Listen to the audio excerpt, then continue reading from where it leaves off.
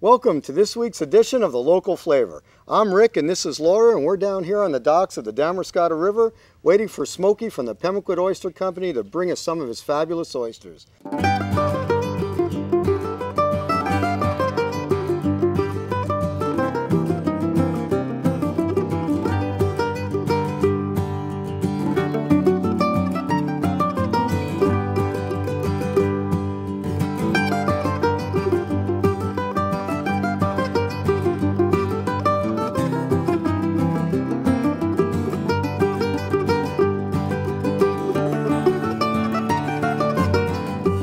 So here we are out with Jeff from the Pemaquid Oyster Company. We're out on his raft where he's got oysters as far as you could see. I mean, it's amazing how many oysters are in these rafts. And look at these beauties. These were harvested, what, last week, Jeff? Yes. Yep.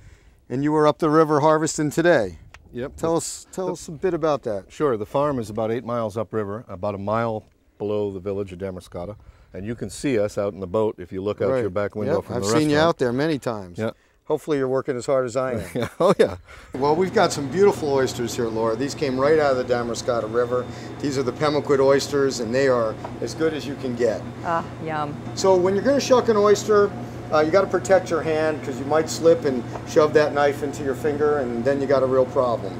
Great. So I use a towel. Some people use a chain link glove, but I don't have one, so I use a towel. So like a knight. Right, so I cover that up so I can get some leverage on it. We force this knife down into the hinge just enough so it's solid, and then we press down on pressure down on it and pop that open. Pretty simple. Wow. We use the knife to run over the top to scrape that oyster off the top of the shell.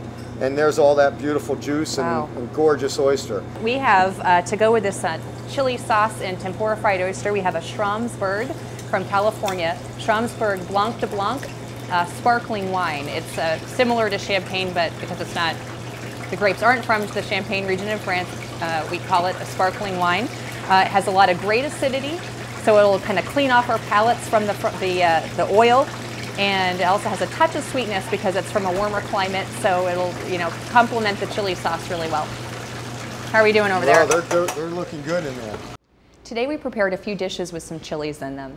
When pairing wine with spicy food, you want to consider two things. One, the alcohol content of the wine, and two, the level of residual sugar.